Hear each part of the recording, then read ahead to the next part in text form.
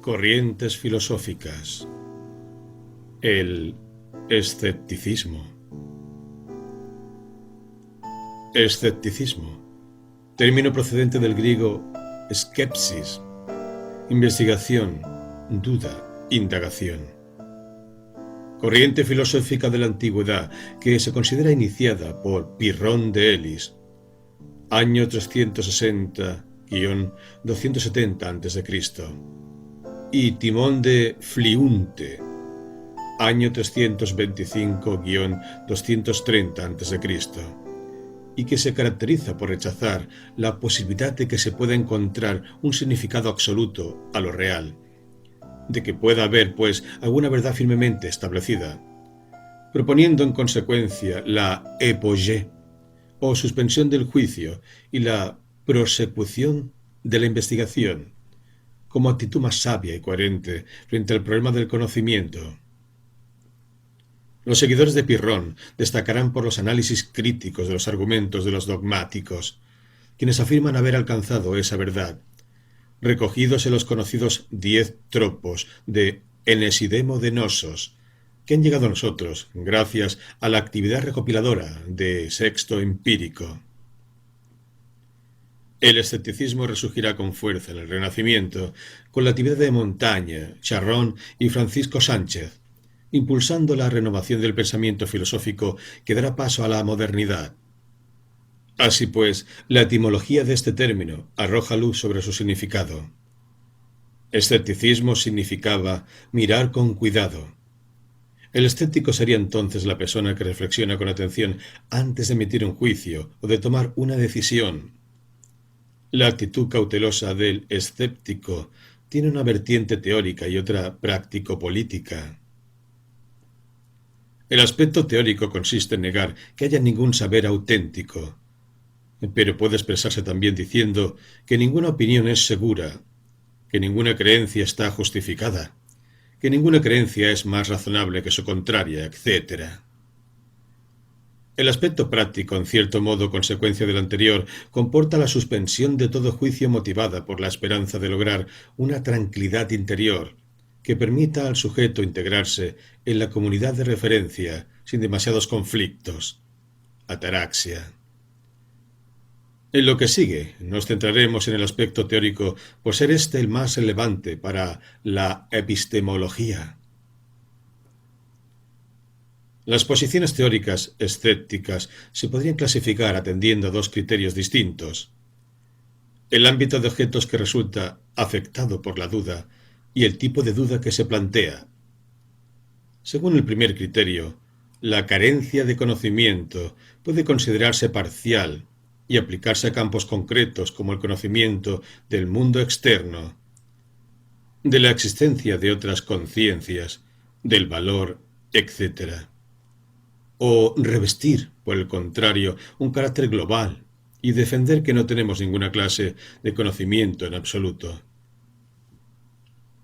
De acuerdo con el segundo criterio, es decir, según el tipo de duda que se plantea, la negación de conocimiento puede ser radical, al sostener que no conocemos un estado de cosas determinado, es decir, que no conocemos la verdad de cierto enunciado, o matizada, al señalar que si bien no conocemos si un determinado estado de cosas se da, tampoco podemos estar seguros de que éste no se dé. Esto es, que no conocemos la verdad de cierta proposición, pero tampoco su falsedad.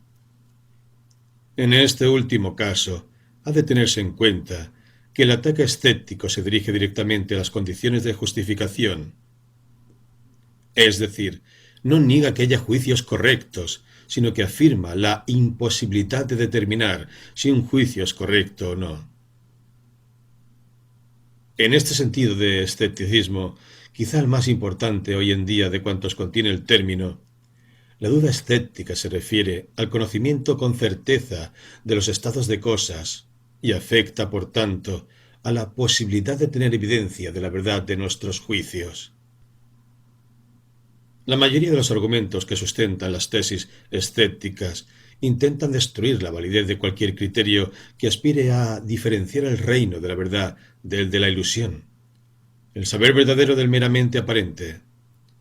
Por ejemplo, una manera de rechazar la posibilidad de adquirir conocimientos a partir de la experiencia sensible consiste en introducir las hipótesis del sueño, o alguna similar, como la del cerebro, en una cubeta. Así, un argumento escéptico típico enfatiza que ninguna de las experiencias sensibles que tenemos en un momento dado nos permite eliminar la posibilidad de que estemos soñando esas mismas experiencias justo en ese momento. Pero si no podemos eliminar esa posibilidad, entonces no podemos reclamar poseer conocimiento sensible. En general, son muchas las argumentaciones escépticas que hacen uso de una hipótesis bajo la cual sería imposible obtener conocimiento. La hipótesis no puede ser confirmada, pero, y esto es lo importante, tampoco puede ser rechazada. No hay, pues, manera de eliminar la duda que plantea el escéptico. Quizá el mundo sea como pensamos que es, pero desde luego no tenemos justificación para sostener que sea así.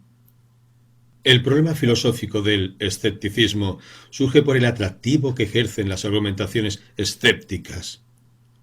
Hasta tal punto esto es así que incluso a aquellos que están convencidos de lo erróneo de las conclusiones escépticas les resulta difícil a menudo señalar dónde reside exactamente su equivocación.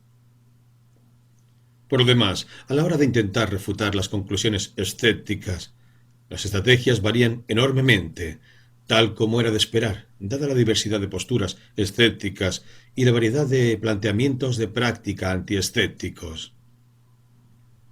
Destacaremos aquí dos tipos de respuesta al escepticismo presentes en la filosofía contemporánea. La que apuesta por una definición de conocimiento que sea inmune a la infección escéptica, y la que descubre paradojas semánticas en la posición escéptica. Veamos en qué consisten. Por un lado, las propuestas de definiciones del conocimiento que impidan el avance escéptico pueden adoptar a su vez diversas formas. Una de ellas consiste en afirmar que para tener conocimiento no es necesario tener certeza, sino que basta con que tengamos más razones para sostener una proposición que para negarla.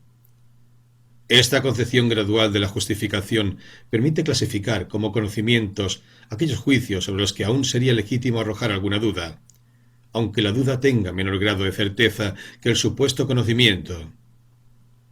Otra salida consiste en argumentar que, si bien es verdad que la hipótesis escéptica es incompatible con el hecho de tener conocimientos, de ello no se deduce, como quisiera el escéptico, que hayamos de dudar de la existencia de conocimientos, sino más bien que debemos dudar de la legitimidad de la propia hipótesis escéptica.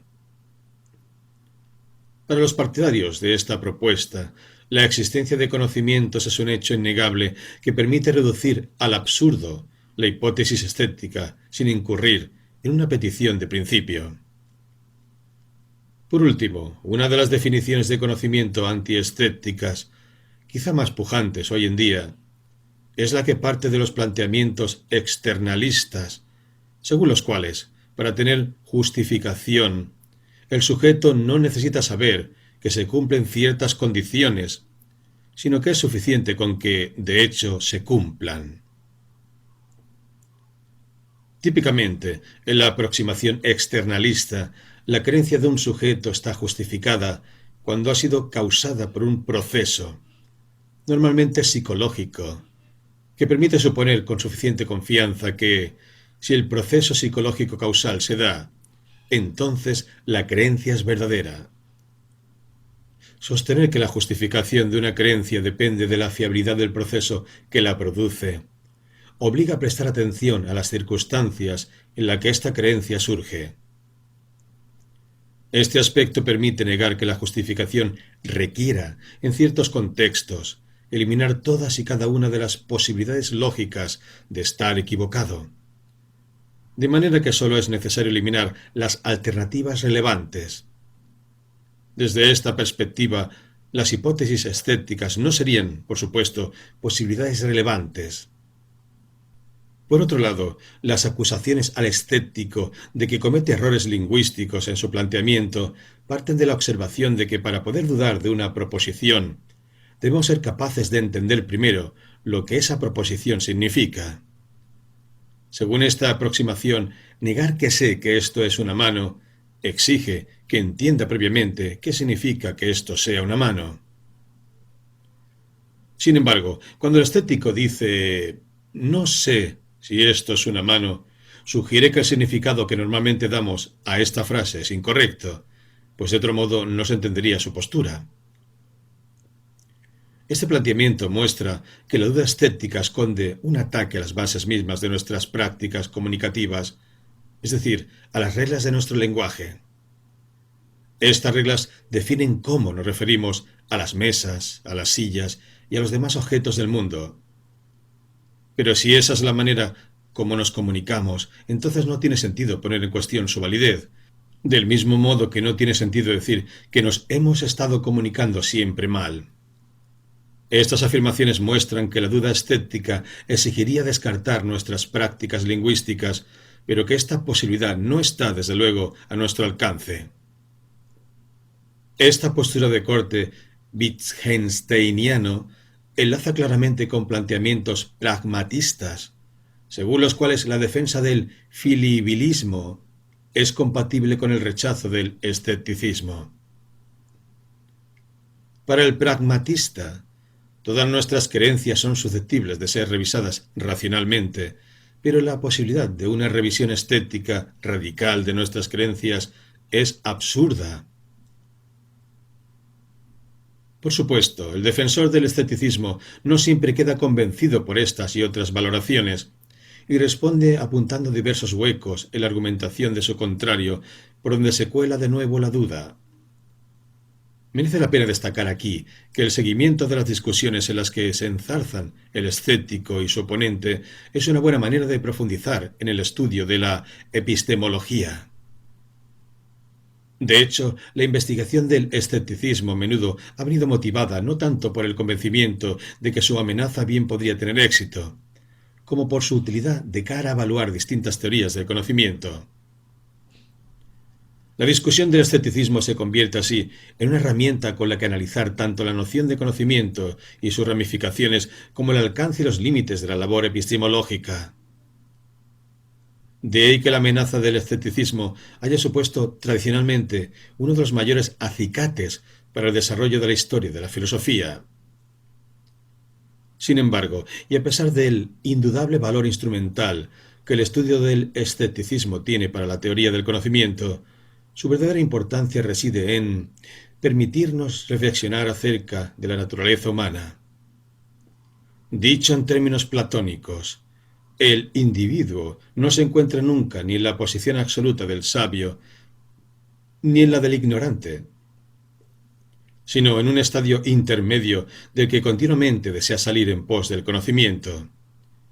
El escepticismo representa la conciencia de esa situación y la imposibilidad de escapar plenamente a esta limitación.